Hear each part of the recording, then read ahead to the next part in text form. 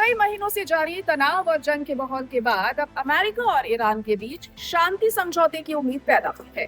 पाकिस्तान के मीडिएशन में दोनों मुल्क इस बात पर सहमत हुए हैं कि जंग को खत्म करने की तरफ बढ़ा जाए और जल्द ही इस समझौते पर दस्तखत किए जाएं। अगर ये समझौता पूरी तरह लागू हो जाता है तो इसका फायदा सिर्फ अमेरिका और ईरान को नहीं बल्कि पूरी दुनिया को होगा। उन देशों में भारत भी शामिल है जो इस समझौते से सबसे ज्यादा फायदा लेने में कामयाब हो सकते हैं। दरअसल पिछले कुछ महीनों में मिडिल ईस्ट में तनाव की वजह से तेल और गैस की सप्लाई पर बुरा असर पड़ा। दुनिया के कई हिस्सों में तेल की कीमतें बढ़ी और भारत भी इससे मुतासिर हुआ। भारत अपनी जरूरत का लगभग 90% तेल और गैस बाहर से खरीदता है। इसमें ज्यादातर तेल खाड़ी देशों से आता है, जैसे इराक, सऊदी अरब, कुवैत और यूएई। इन देशों से आने का बड़ा हिस्सा हॉर्मुज स्ट्रेट के रास्ते भारत पहुंचता है। हॉर्मुज स्ट्रेट दुनिया के सबसे अहम समुद्री रास्तों में से एक है, लेकिन जंग और तनाव की वजह से यहाँ जहाजों की आवाजाही मुतासिर हुई, जिससे सप्लाई और लागत दोनों पर असर पड़ा। अब अगर अमेरिका और ईरान के बीच समझौता हो जाता है तो हॉर्मुज स्ट्रेट दोबारा पूरी तरह से खुल जाएगा और उससे सबसे पहला फायदा भारत को सस्ते तेल के रूप में मिल सकता है। तेल की कीमतें कम होंगी तो पेट्रोल और डीजल पर भी दबाव कम होगा। इससे महंगाई को भी काबू में रखने में मदद मिल सकती है।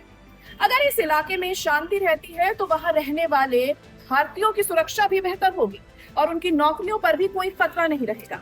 साथ ही भारत को मिलने वाला विदेशी पैसा यानी रेमिटेंस भी लगातार आता रहेगा। तीसरी अहम बात व्यापार से जुड़ी है। जंग की वजह से समुद्री जहाजों का बीमा महंगा हो जाता है और माल पहुंचने में ज्यादा वक्त लगता है, लेकिन हालात सामान्य होने पर जहाज आसानी से चल सकेंगे, लागत कम होगी और भारत का व्यापार भी तेज होगा। इस समझौते पर दुनिया के कई देशों ने स्वागत किया है। ब्रिटेन, फ्रांस, जर्मनी और इटली ने कहा है कि ये शांति का एक अहम मौका है और इसे सफल बनाने के लिए मिलकर काम किया जाएगा। अमेरिकी राष्ट्रपति डोनाल्ड ट्रंप ने भी कहा कि समझौते पर दस्तखत होने के बाद तेल की सप्लाई फिर से बिना रुकावट शुरू हो जाएगी।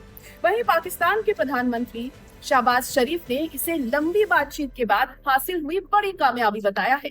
भारत के प्रधानमंत्री नरेंद्र मोदी ने इस समझौते का स्वागत किया है। उन्होंने कहा कि पश्चिम एशिया में शांति और स्थिरता पूरे क्षेत्र के लिए जरूरी है। पीएम मोदी ने उम्मीद जताई है कि इससे व्यापार और समुद्री आवाजाही पहले की तरह सामान्य हो सकेगी और आगे की बातचीत का एक मुस्तकिल हल निकलेगा।